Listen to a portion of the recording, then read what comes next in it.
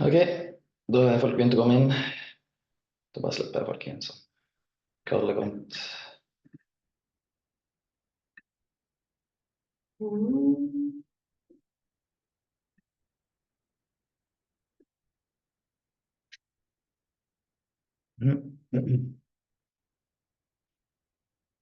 Ja, flott. Kan du høre meg? Yes, det kan jeg. Hei sann. Kan ikke se deg, da. Der var du. Hei. Takk for sist. Hello. Hello. Welcome. Hi.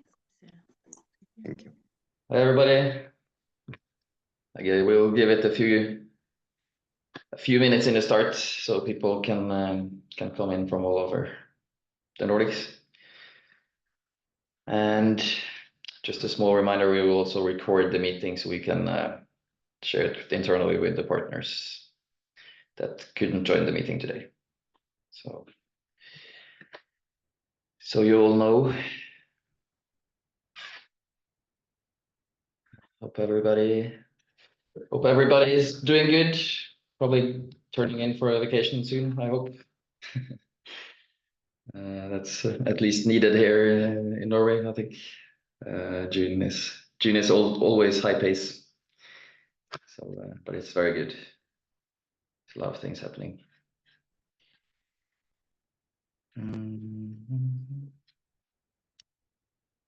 Yes, I think I'll maybe actually, yeah.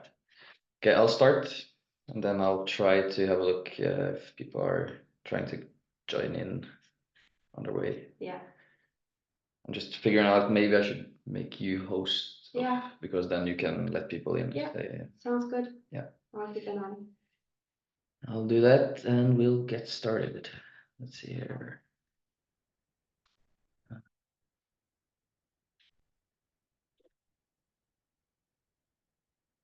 Okay, then you're a host. Great. Okay, everybody. Just for all of you who weren't here last time, I'm Martin. I'm a project leader in Natural State and this year's project leader for the Nordic Circular Summit as well. And have been working with the Nordic Circular Hotspot and this project since 2020, so for a long while. Happy to see you all. I'll start the presentation here so we can see what's happening today. I think we have a good program.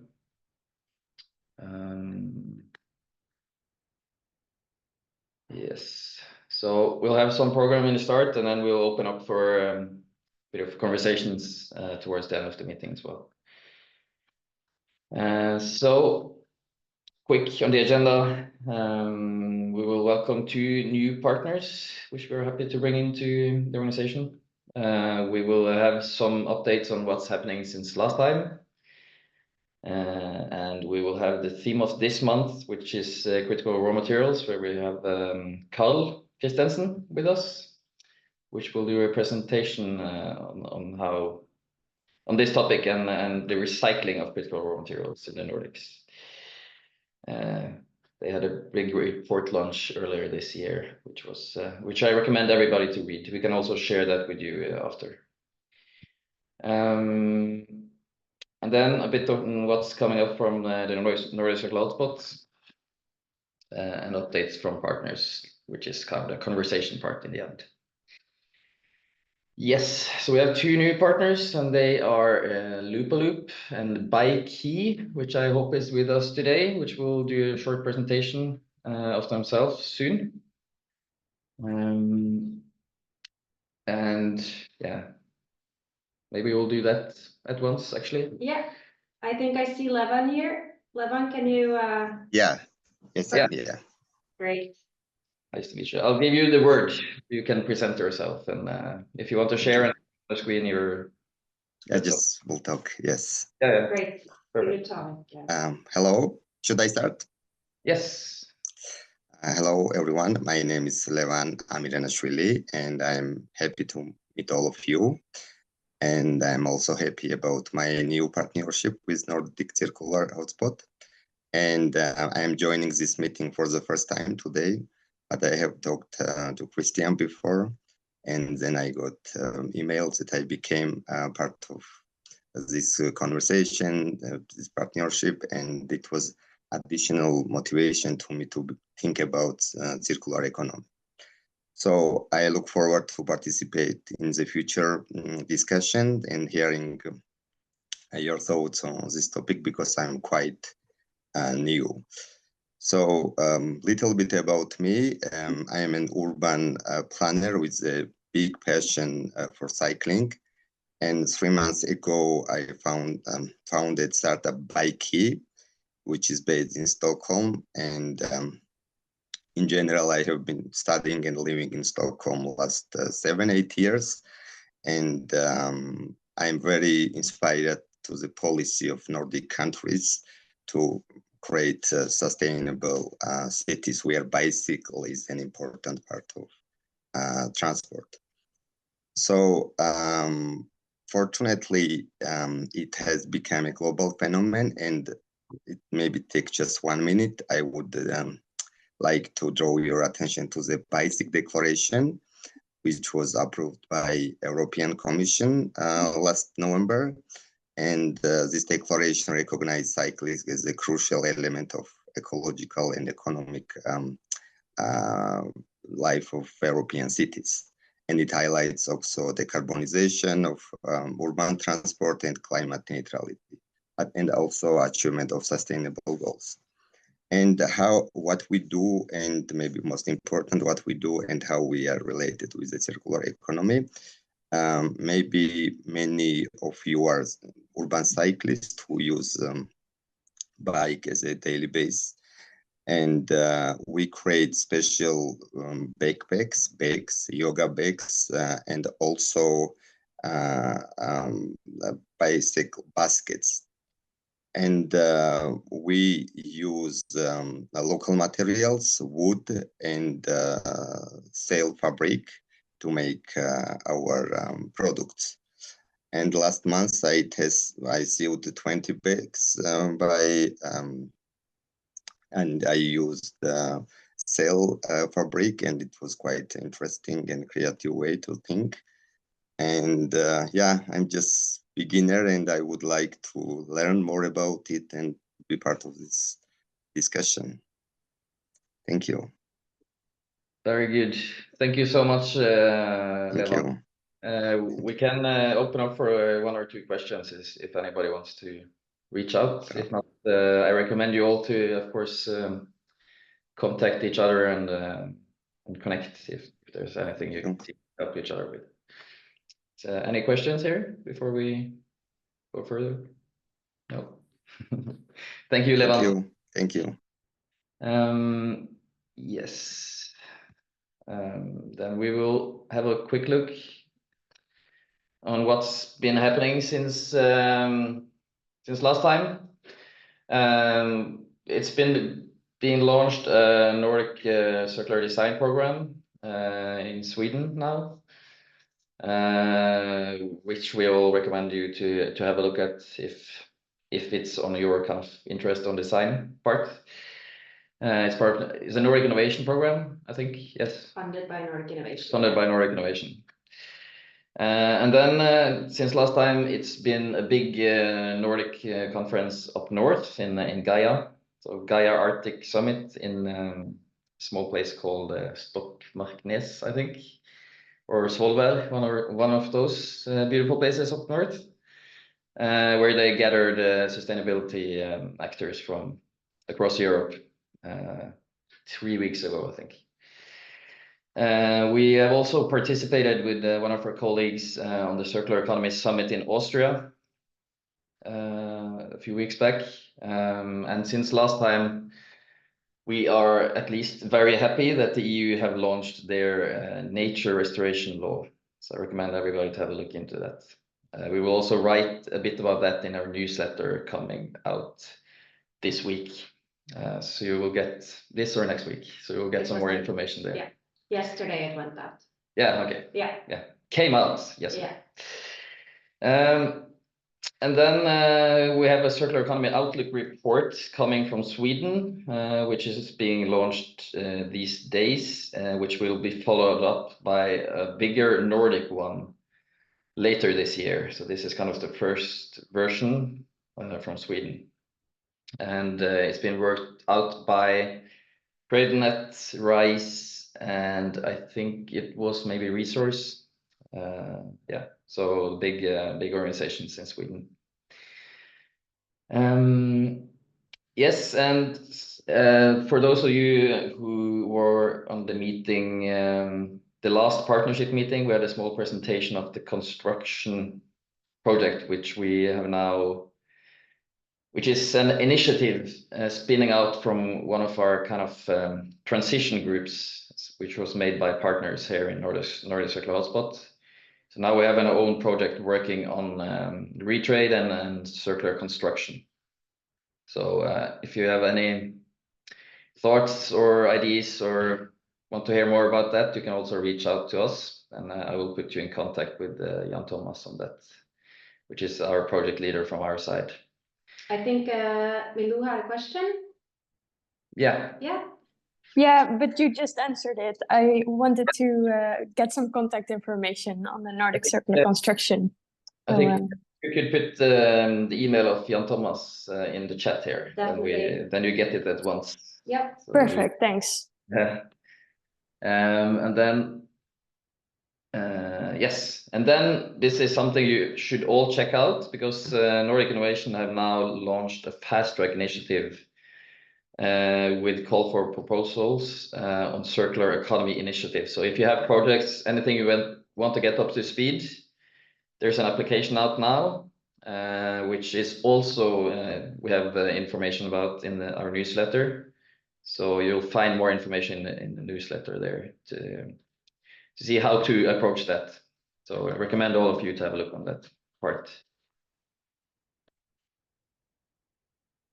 Yes, and then topic of today, which is recycling of critical raw materials, which is really coming high up on the agenda with all the geopolitics and the world in kind of a changing economy as it goes now. So I'm really happy to welcome Carl Christensen from Bergfall Miljørådgivere, which we have worked with also on another project. So hi, Carl. I think you have to unmute.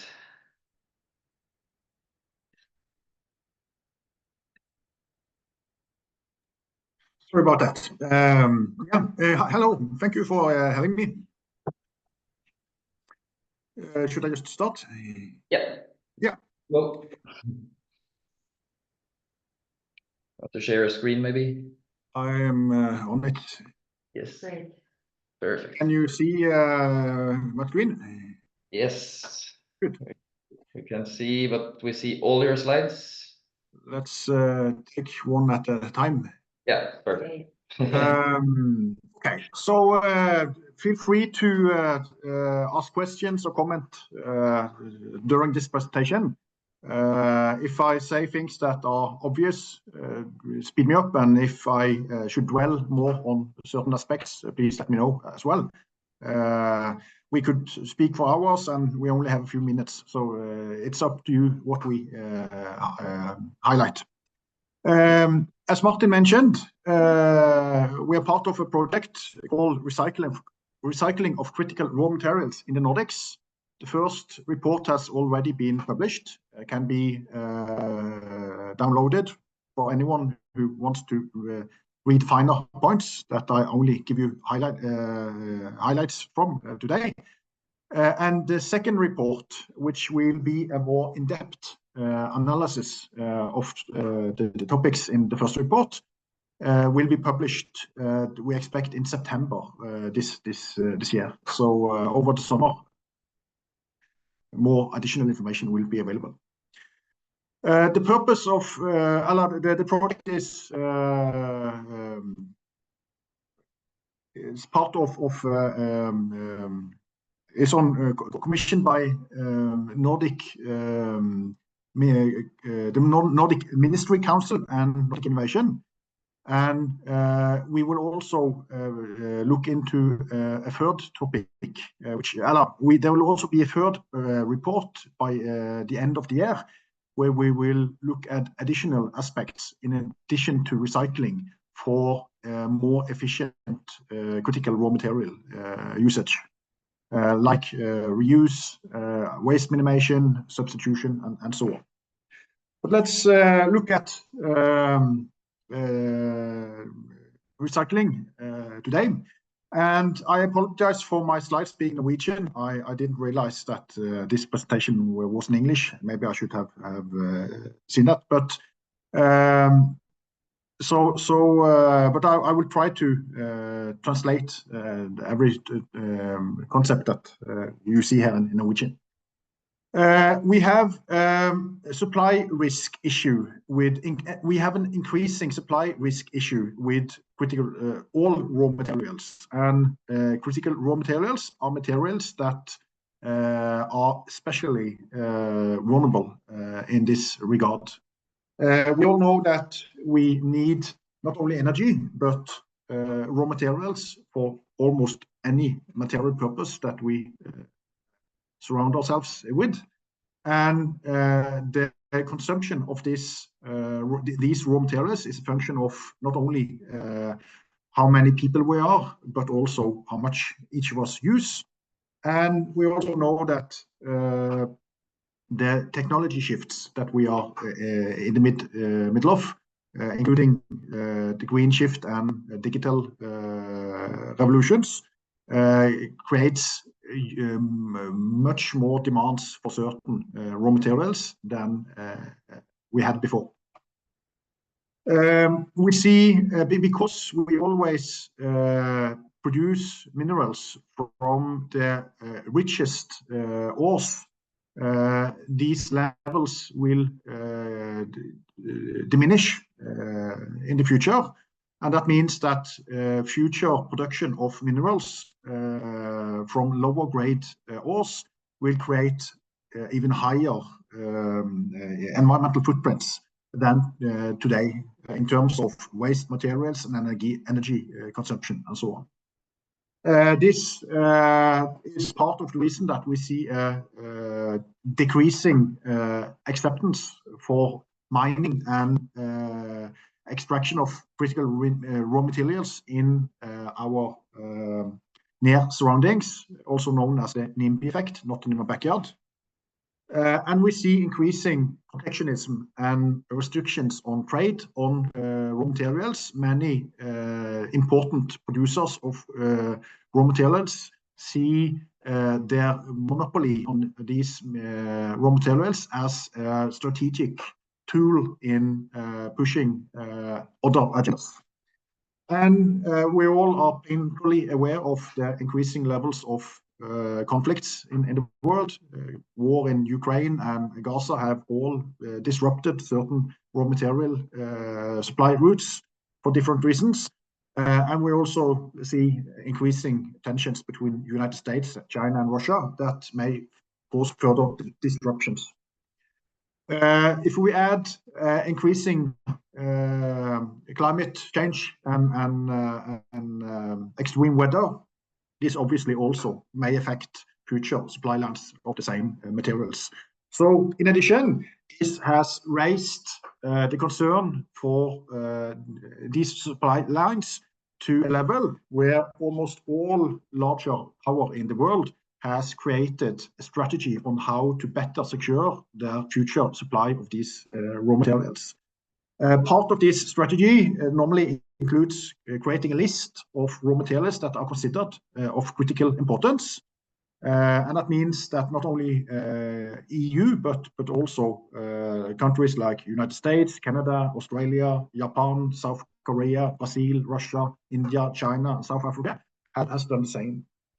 In Norway, in Europe, the critical raw materials is defined by a calculation model. And for every raw material that is assessed, if it scores above a certain threshold when it comes to supply risk, and another threshold when it comes to economical importance, it is listed as critical, as you can see from this diagram on the right. Every red listed raw material is today on the European list of critical raw materials.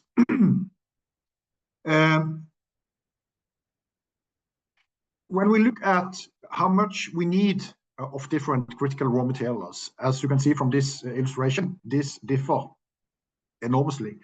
Some critical raw materials, like coking coal, we need 1 billion tons of a year on a global scale. And for other critical raw materials, like for instance iridium, the global production each year is less than 10 tons. So that means that the value chains that supplies these raw materials will differ very significantly regarding how large volumes we need each year. The supply chains are also very asymmetrical when we look at where the extraction of these minerals take place, and also where process capacity for refining these minerals and raw materials for end user purposes are located. And we see China is in its own division regarding this. EU has had worked on securing better supply, lowering the supply risk for critical raw materials since 2008. And in May this year, the Critical Raw Material Act was launched and is in effect for all Nordic countries today that are part of the EU, while we wait for Norway to see if this will be implemented as part of the EØS agreement. We expect that to be the case, although the Norwegian current government is hesitant to implement it. The law contains 10 chapters. The first chapter only provides general provisions stating the purpose of the act and some definitions. The second chapter provides guidelines on how the list of critical and strategic raw materials are set up. The chapter 3 provides the framework for strategic projects that are considered crucial in reducing supply risks in Europe, and will, for that reason, attract beneficial treatment by government and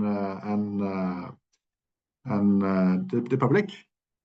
Chapter 4 provides provisions regarding how future supply risks shall be monitored and mitigated, including how to set up national stockpiles of critical raw materials, while Chapter 5 is the most important chapter, probably for our group, because that describes the sustainability issues regarding how this shall happen. A very important part of this chapter is the targets that EU has set for increased self-supply of critical raw material. And in addition to increasing its own extraction and process of primary products, as you can see, there is also a target that by 2030, EU should be able to recycle at least 25% of the critical raw materials that we consume each year. Compared to today's situation, this is a very ambitious challenge. As we can see from this slide, a few critical raw materials like tungsten, copper, and the platina group metals already has reached this target. but for all other strategic raw materials, we are either below or very far below this target. And for some critical raw material, strategic raw materials like silicon metal, lithium, gallium, bismuth, there are not even technology available for commercial recycling of these products, even if we wanted to. When we look on the full list of critical raw materials, we see the same pattern. And that means, as I said, we have a long way to go on how to achieve this target. Our approach to addressing this challenge has been to start by asking, where do we use the critical raw materials? If we altogether, EU has listed 53 critical raw materials. When we expand the groups, including light and heavy rare earth metals and PGM metals. And as you can see, alloys, magnets, catalysts, glass and ceramics, and pigments are important applications, together with many high-tech applications. So we have looked at waste streams, not only from the discarding of products, but also upstream in the supply chains that provide us with these products. And it is important to note that many of the most relevant waste streams are found earlier in these value chains, like in the extraction step, where tailings are created that can be used for further production of additional materials, slag, dross, and dust from refining, and discarded materials in the future, and further processing steps are all important waste streams to consider when we look for raw feedstock for future CRM recycling. We have identified around 15 waste streams that we believe are the most interesting waste streams to consider for increased CRM recycling. And when we add together all add together the CRM recycling potential, the theoretical recycling potential in these waste streams, we have estimated this to be just below 1 million tons each year. That is in all of the Nordics, including all Nordic countries.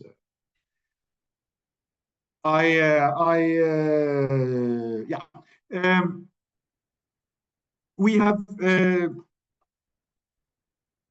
I'm speeding up here to not to keep myself within the time frame I've been given. When we look at the tools we have for recycling critical raw materials, there are two main tools. We can either put the feedstock in furnace and recycle it through thermic processes, or we can dissolve it in an acid and extract it from the dissolved solutions that this acid creates. This is the main technological strategies, although obviously there are hundreds, if not thousands, of different designs regarding what feedstock you use and what critical raw materials you aim at extracting. We should also keep in mind that one critical raw material is phosphate, which can be recycled from the biogas residue that today has less than an optimal application as a phosphate resource. And it is also possible to extract lost critical raw materials in the ashes from combustion of waste. We have asked ourselves, what is can we summarize the most important milestones we need to achieve to reach these recycling goals of EU for critical raw materials, we have ended up with 5 milestones that we believe will address this. The first milestone we need to achieve is a better system for identifying what waste streams that are potential feedstock for CRM recycling. We have some data today, but these data are not systematic and also uncertain. So there's a large effort needed to provide a better understanding on where what waste streams we should focus on. And also in Critical Raw Material Act, there are provisions describing obligations that member states need to fulfill in this regard. The second step is to develop functioning and cost-effective collection systems that makes it possible to collect these waste streams that may be located at different places and has to be collected and transported over long distances to a certain site where the recycling process can take place. Before recycling can take place, these waste streams must often be pre-treated in terms of sorting and separation, and sometimes also other pre-treatment like agglomeration in terms to briquettes or pellets is necessary. And the fourth milestone is to provide technology, the best available technology for efficient recycling. As I mentioned, for many critical raw materials today, no recycling technology exists. So we have a huge challenge in terms of research and development for these recycling steps. For other critical raw materials, technological recycling options exists, but they are not very impressive when it comes to recycling efficiency, and often they also only recycle a limited number of critical raw materials available in the feedstock. So there are a huge challenge to be met here. And the final milestone that we believe needs to be met is to create market conditions where every step in the value chain from extraction to recycling has economic sustainability conditions that makes it possible to operate over time. In the first report, we describe what we believe are important barriers to achieving these milestones.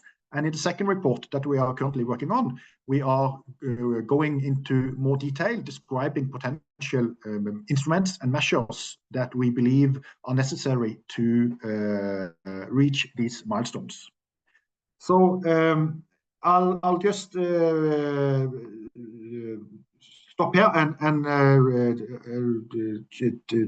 ask how much time has us spent now? How much?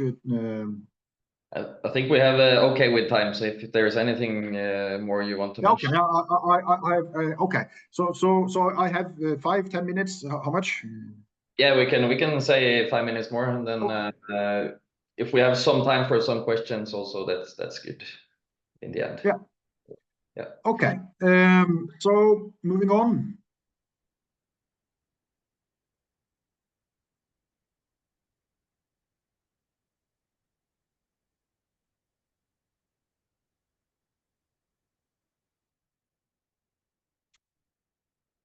Let's look at some of the challenges that we are currently faced with. Today we have one of the most important waste streams that should be considered for better critical raw material recycling is obviously also electric and electronic waste. The Nordics have one of the best systems in the world today for collecting and sorting this waste, but many of us have been a little naive when it comes to how much of this can be solved through automatic, intelligent, robotic solutions. The real situation today is that if you want to collect magnets that contains rare earth metals, if you want to collect vibration elements that contain tungsten, if you want to collect printed circuit boards that contain gold, PGM, and tens of other important critical raw materials, no robot or automatic system can do this today. You need people to do this manually. And obviously this is very time consuming, it is costly, and it also represents a health challenge because many of these projects may contain hazardous materials. So this is one of the important issues that we need a significant increased R&D effort to improve. We need to develop sorting systems that can better separate substreams of waste that should be recycled individually. Another under-communicated challenge is the fact that we have all heard that paper has a limited recycling potential. It can only be recycled 7 times before the fibers become too short for further recycling at the same quality, while metals can be recycled indefinitely. And on a theoretical level, that is true. But what is under-communicated is the fact that secondary metal production, for instance, secondary steel and secondary aluminium, which are two of the two most important construction metals in terms of volume, often end up with lower quality because the scrap metal that is used as feedstock for producing these materials contain many different alloy elements. If you, for instance, think about steel, we use chromium and nickel to provide corrosion protection. We use niob and vanadium to increase the steel strength, and so on. And because we use hundreds of different steel standards in different applications, and we then collect them as a single source and only partially separate these out again, and often introduce all these a mixture of these alloys in secondary furnaces that recycle it, we end up not only getting secondary materials with lower quality, but the alloy components that provided important functions in its original material are diluted to a level where they no longer provide these same benefits, and additional critical raw materials must be added to the secondary products to increase the concentration, where this is again the situation. So this means that we lose, every time we recycle steel and aluminium, we lose huge amount of critical raw materials like scandium and niob and tantal and cobalt and so on in the slag that is the waste of this process, and which is very hard to reprocess for extracting the same critical raw materials back again, or as unintended diluted pollutants in the secondary material that will become the product out of the process. So we need to rethink how we collect, sort, and recycle these metal waste streams if we want not only to improve recycling efficiencies for the base metals, but also for the components, the minor components that they contain.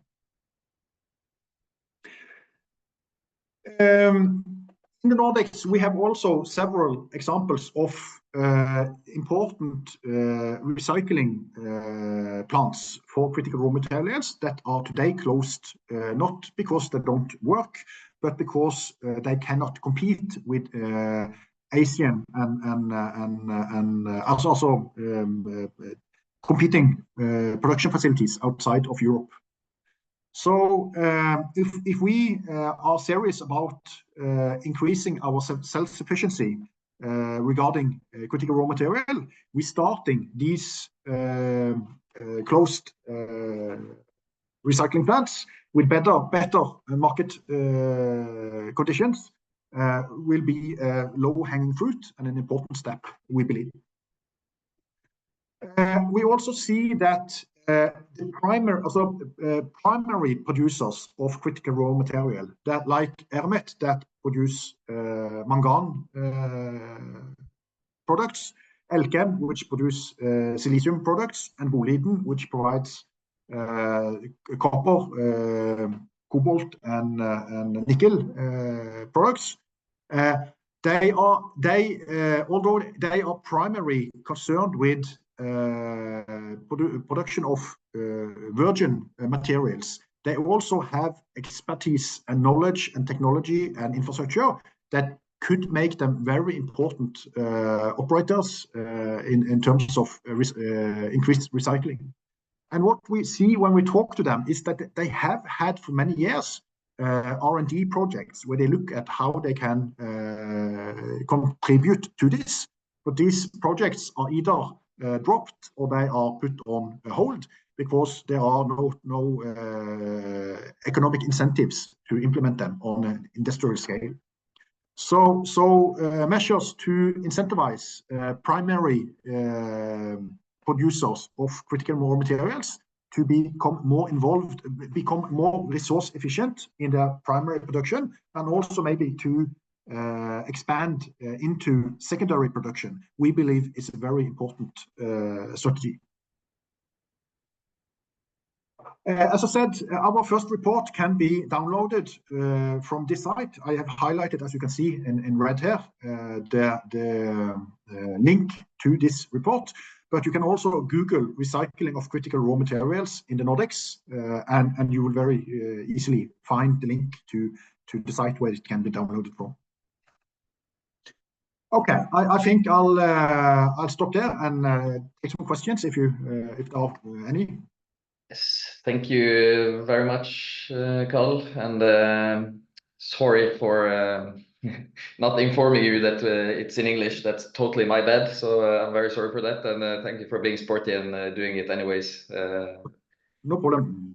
I can start with a question also. I think one of the things we talked a bit about this report earlier is that, like, why do we have to work Nordic on this? I think that's kind of a question that is relevant for us, also looking at material flows in other streams and other things than metal also. But do you have any reflections on that? That is pretty straightforward. If you look at industrial production of critical raw materials, you need a certain minimum production volume to be cost effective. When you compare costs to production volume, you see the unit costs falls when you scale up. And being less populated, also Nordic is a large area, but not a very populated area. And that means our available waste streams doesn't scale up on a national level to provide cost-efficient industrial opportunities. We need to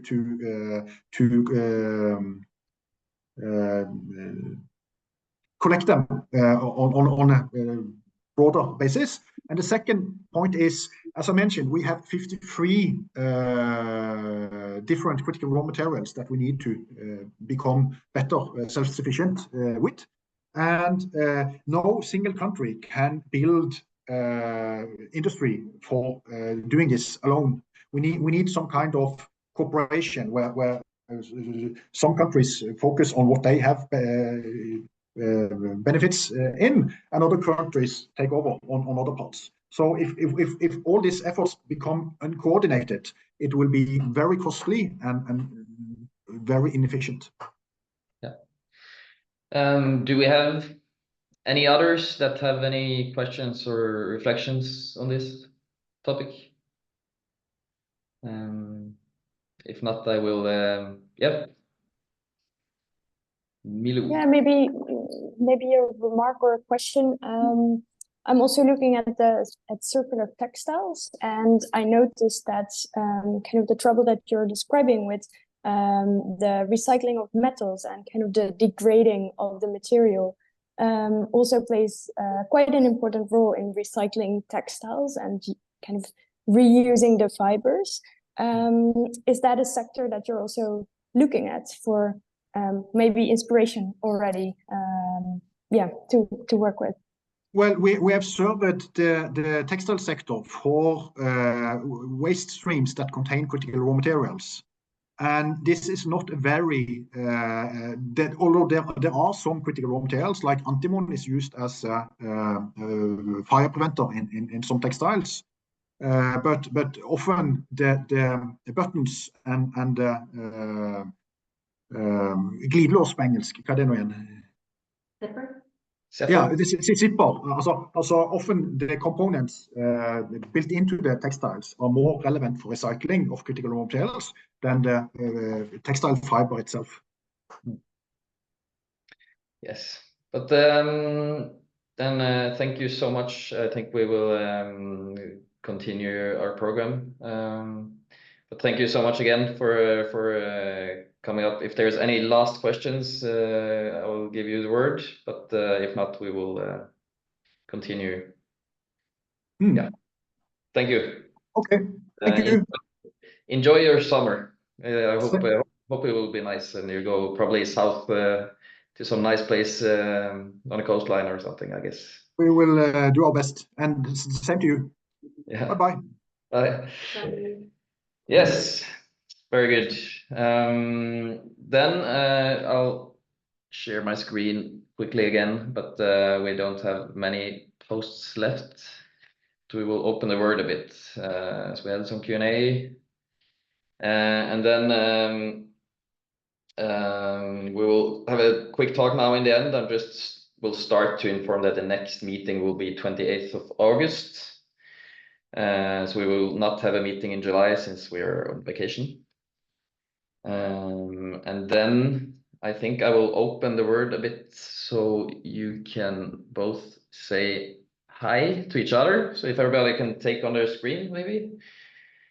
And then I suggest, because we also want to discuss a bit like topics that you want to have on these meetings. So we try to pick out relevant things. The last time we had policies in the Nordics for circular economy, which we all recommend you to download the report we made on that, the overview of all the policies and how they're progressing on circular economy in the Nordics.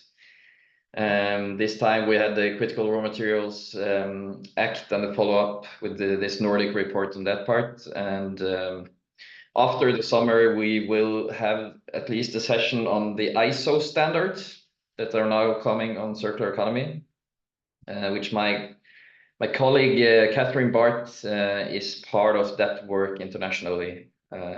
So she will be taking part in one meeting to go through that and what's coming from the ISO standards, where is an international work with 160 countries, I think, working on the standards for this. So that's important work. Yeah, so I think I will, if we have 10 minutes left, I think I will give you the word one-on-one so you can say hi and who you are and what your company, like what you're doing, quick. So we also get to know each other a bit, and then maybe if you have any thoughts on topics you want us to bring into coming meetings in the fall, please let us know if you have any thoughts on that.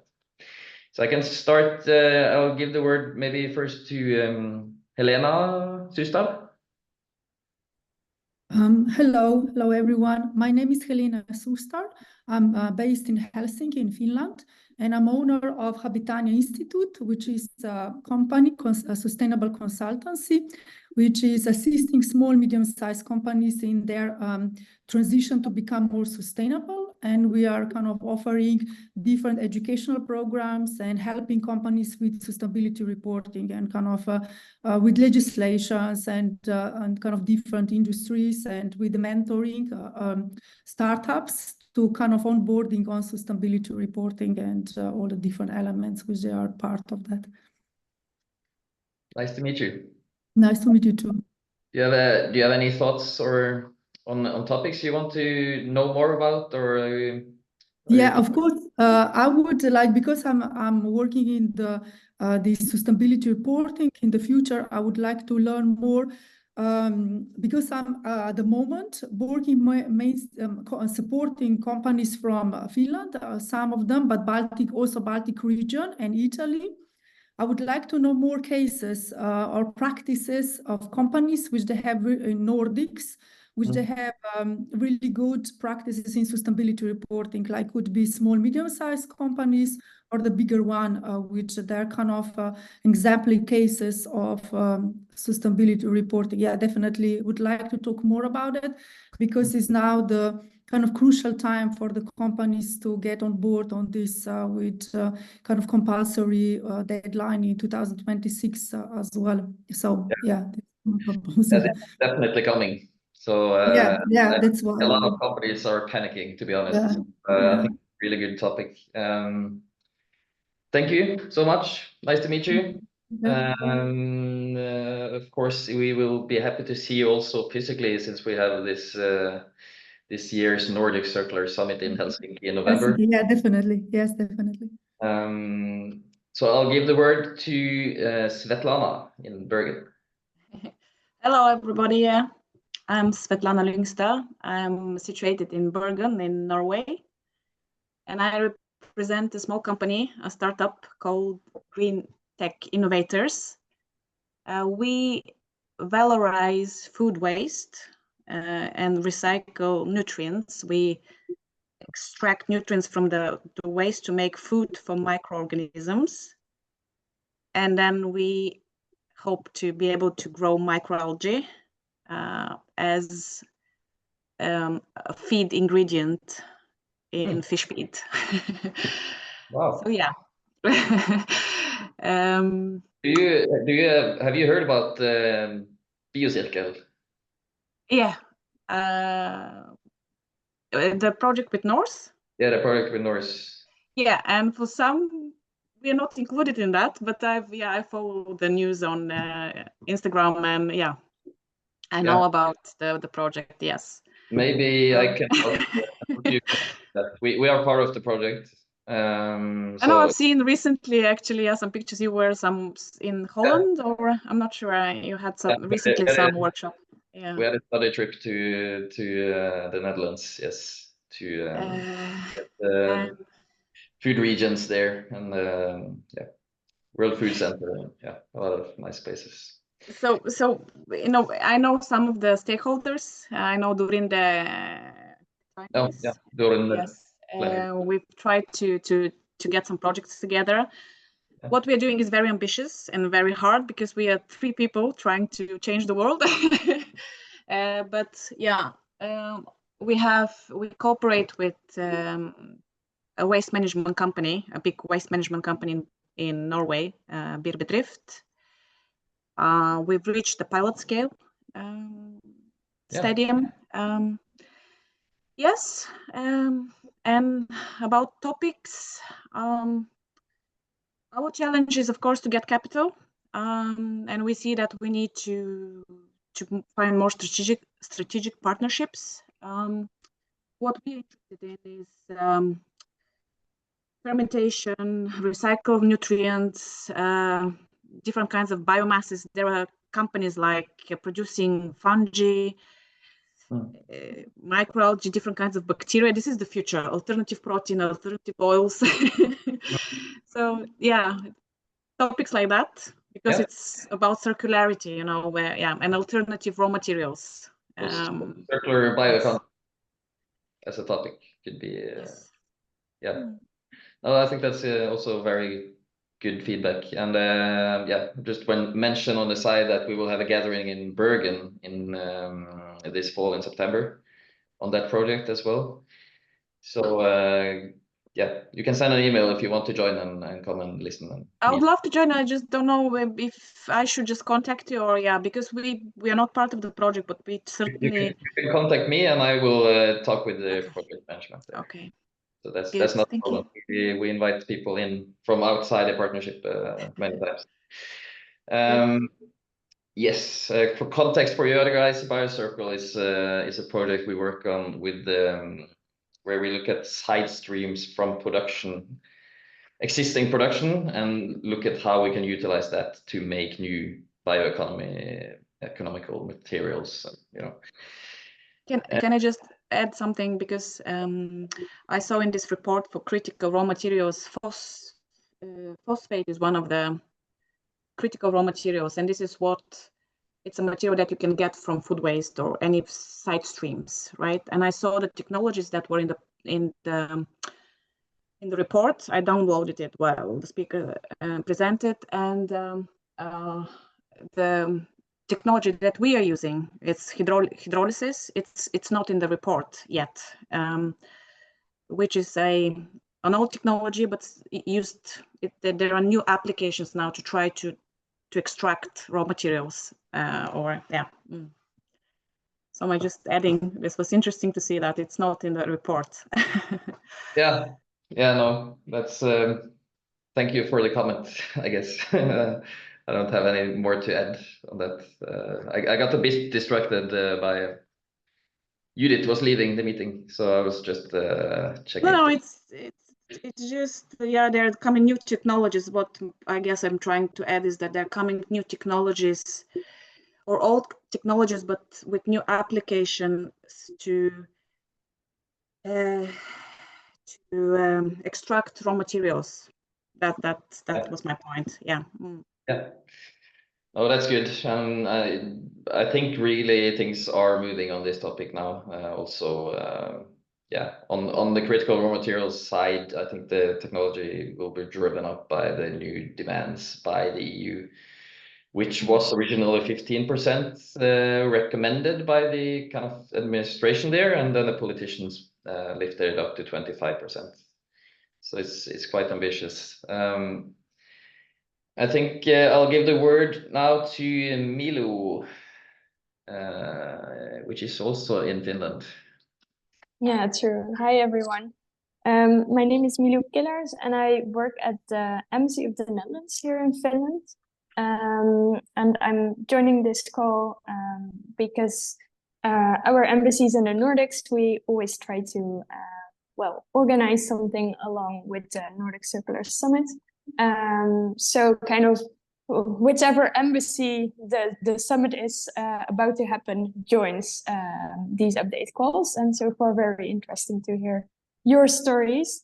I would be very interested actually in hearing more about the upcoming summit as well.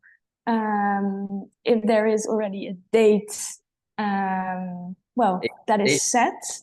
18th and 19th of November. Perfect.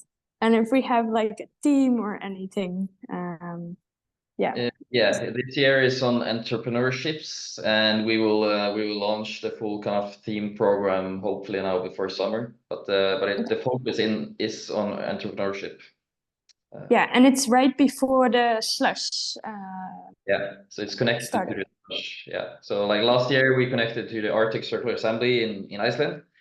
And this year we connected to Slush to see if we can collaborate in some ways, and also kind of connect when we are gathering people at the place. They can attend several things at a time. Speakers can also kind of have attendance on our summit and also on the other, and so we like to work on that to create new connections, and Yeah. also with the topic of entrepreneurship, which is Slush, kind of the topic of Slush as well. We think is a good fit. Yeah, and then, for sure. and I will say just quick also that we will come with the summit team to Helsinki next week, the 2nd and the of July, to Okay. like really focus in on the programming. So we will come a bit internally because we have a team with Danes and people all Sorry, over. I missed your question, I'm afraid. Sorry. Yeah, the question. No, so we might connect you next week if you're on work. That would be great. Yes. Yeah, so then we can have a talk about that. Yeah, so topics on the summit, I think we will have definitely that as a topic when fall comes. Any other, like, I guess policies and stuff like that is also always relevant for you guys, how the Nordic connections are, how we work.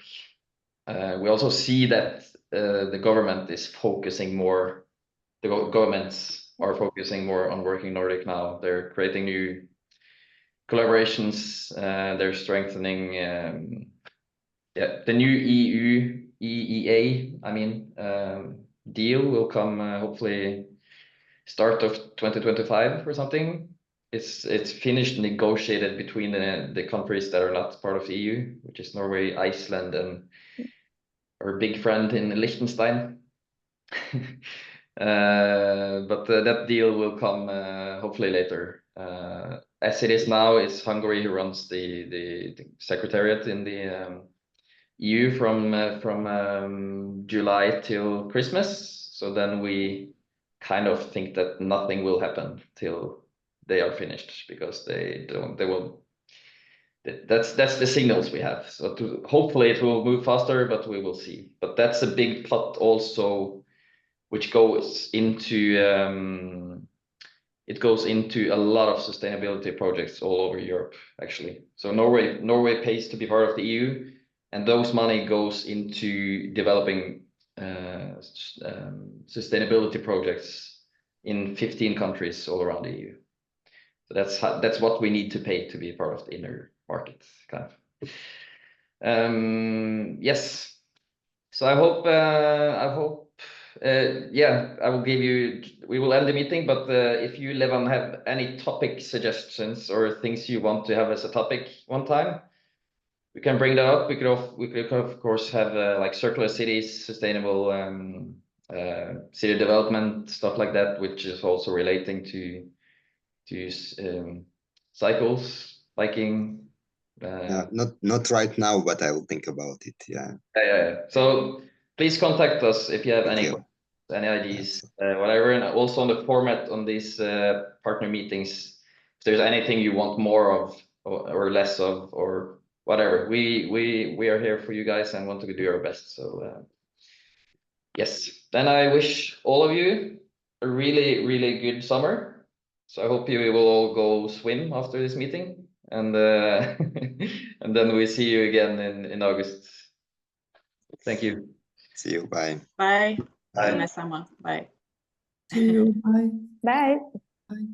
Bye.